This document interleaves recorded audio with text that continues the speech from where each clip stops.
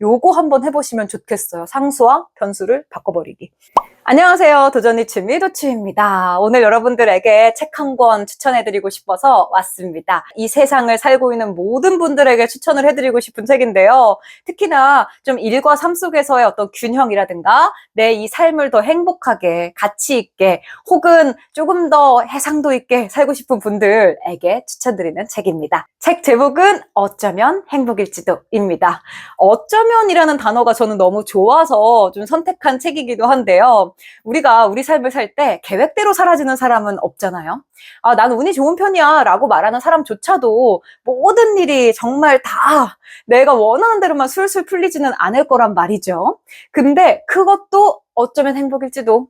네, 이렇게 해버리는 게 오히려 나한테 필요한 태도일 것 같아서 과연 그런 얘기를 하시는 걸까? 이런 마음으로 시작을 한 책이고요. 역시나 제가 기대했던 것 그 이상으로 너무너무 좋았는데요. 일단 너무 좋았던 포인트는 이 책을 풀어가는 게 굉장히 쉬웠다는 점이에요. 우리가 보통 어떤 꿀팁이라든가 방법이라든가 이런 것들을 이야기해주는 책들은 조금 어려울 때가 있잖아요. 그리고 뭔가 전공책 같은 느낌으로 잘 안 읽히는 책도 있고, 근데 이 책은 정말 술술 읽히고요. 특히나 이 글을 쓰는 이 작가님이 본인의 일화에서 시작을 하세요. 뭐 월수금에 학원을 가기 싫었던 어떤 자기 자신의 모습이라든가, 아니면 겨울을 너무너무 싫어하는 어떤 자기의 이야기, 게임을 좋아했던 게임 이야기, 이런 아주 일상적인 이야기로 시작을 하시면서 풀어나가시거든요.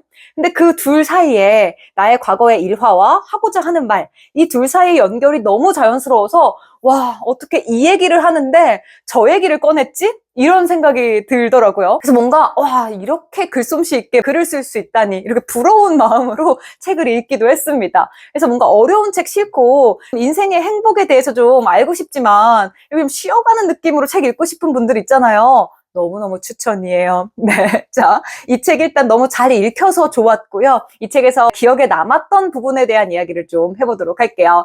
자, 먼저 두 가지가 좀 가장 기억에 남았는데요. 첫 번째는 단짠 이론입니다. 네, 단짠. 우리 많이들 쓰는 말이죠. 단 거 먹고 짠 거 먹으면 거의 무한대로 음식이 들어가잖아요. 그죠? 여기에 맵까지 더해주면 진짜 막 끝까지 들어가죠. 단짠 맵, 단짠 맵. 그죠?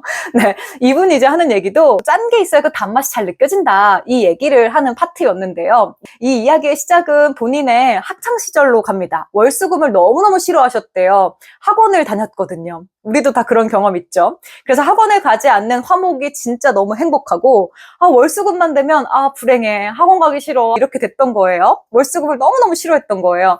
근데 이분이 이제 나중에 월수금이었던 학원이 매일이 되고 이러니까 너무 불행을 느낀 거죠. 그래서 부모님에게 학원을 안 다니겠다 선언을 합니다. 그리고 실제로 학원을 안 다녀요.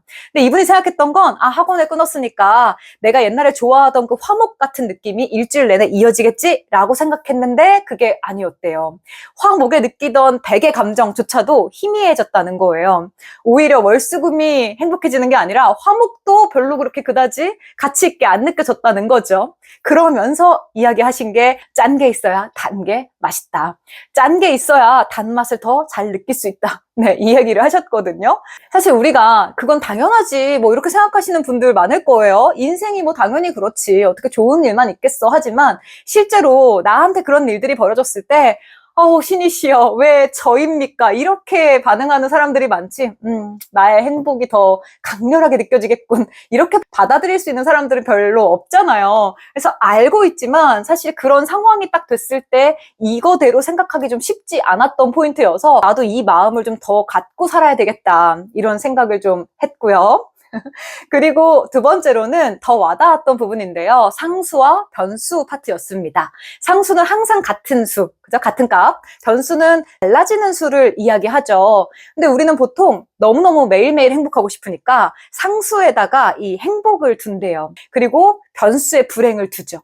근데 이렇게 되면 맨날 행복해야 된다고 생각을 하는데 자꾸 변수에 이 불행들이 찾아오니까 나의 이 행복이 자꾸 침범당하는 거예요. 침해당하는 거예요. 막 내가 오늘은 월요병을 이겨내겠어 이러면서 막 아침에 일찍 나갔는데 차가 막히고 나 오늘은 점심 때 내가 좋아하는 카레집을 가서 카레를 먹어야지 했는데 갑자기 회의가 늦게 끝나고 이렇게 침범당하면서 내가 생각했던 그 행복을 지킬 수가 없게 되는 거죠.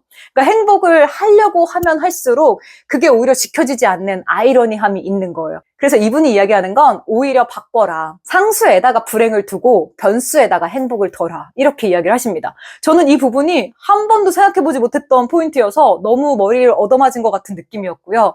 또 제가 묵호 여행에서 이 책을 읽었는데요. 묵호 여행이 정말 거의 실패로 시작했거든요. 놓쳤어. 야, 그럼 어떻게 변경이 되나, 자기야? 브이로그 보고 오신 분들 계실 텐데 제가 KTX를 놓치고 막 이렇게 시작을 합니다. 근데 KTX만 놓친 게 아니라 사실 모든 게 꼬이는 거잖아요. 운전을 하고 갈 생각이 없다 운전을 하게 되고 원래 1시에 도착할 예정이었던 나의 일정이 갑자기 4시 도착이 되고 모든 게 꼬이게 되는 거죠. 이제 그러면서 저는 너무너무 자꾸 이번 여행이 성공으로 끝났으면 좋겠다는 열망에 휩싸이게 됩니다. 그래서 내가 보는 경치가 진짜 세상 아름다웠으면 좋겠다. 내가 먹는 게 세상 천국의 맛이다. 이렇게 느꼈으면 좋겠다. 이런 생각으로 하나하나 되게 들뜨려고 노력하면서 여행을 좀 했어요, 초반부에. 근데 그렇게 노력할수록 자꾸 실망스러운 일들만 생기는 거예요. 제가 설 연휴 그 끝무렵에 가가지고 영업 중일 줄 알았던 매장이 영업을 안 하거나 혹은 기대하고 간 곳이었는데 기대에 못 미치거나 또 음식이 그렇게까지 감동은 아닌데 싶거나 이런 일들이 자꾸 발생하는 거죠. 너무 막 행복하려고 애를 쓰다 보니까 조금만 행복해도 행복할 수 있는 건데 저는 그 행복을 좀 느끼지 못했던 것 같아요.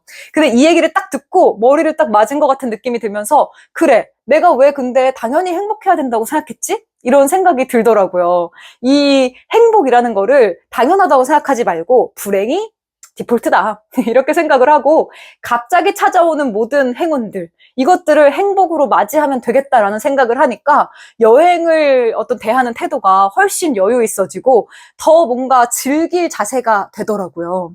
저는 오늘 그거 하나만 기억하려고요. 파제거리가 될 것들 걱정을 흔들을 자와 같다.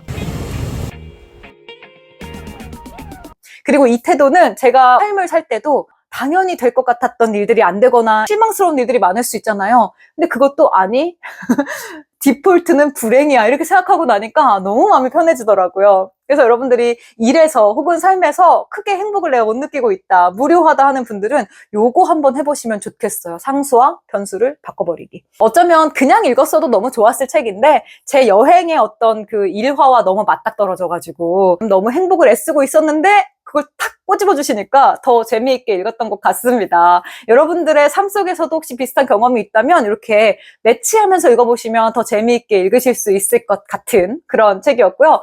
저와 비슷한 고민이 있었거나 인생에 대해서 좀 고민을 하고 계신 분들 가볍게 읽어보시면서 행복에 대한 정의를 새롭게 내려보시면 어떨까, 삶에 대한 태도를 결정해보시면 어떨까 이런 생각이 들어서 추천을 드리고요. 이 책 말고도 삶의 해상도라는 책이 있어요. 이 책 역시도 이제 행복의 방법을 이야기하는 책인데 뭔가 톤이 되게 비슷해요.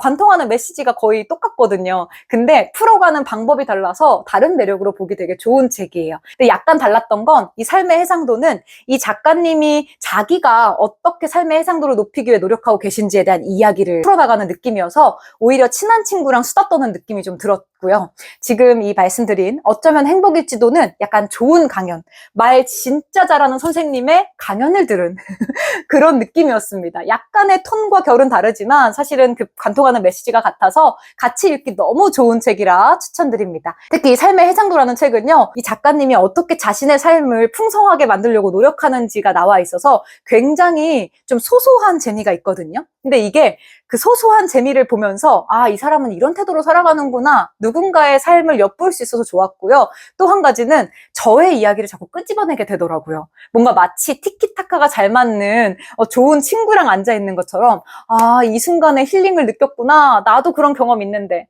이 노래를 좋아하는구나, 나는 이 노래를 되게 잘 들었었는데, 나도 이런 순간이 있었는데 그때가 언제였지? 이러면서 약간 앨범 뒤적이는 그런 느낌이 들었던 책이어서 이 책도 곁다리로 같이 추천을 드리고 싶습니다.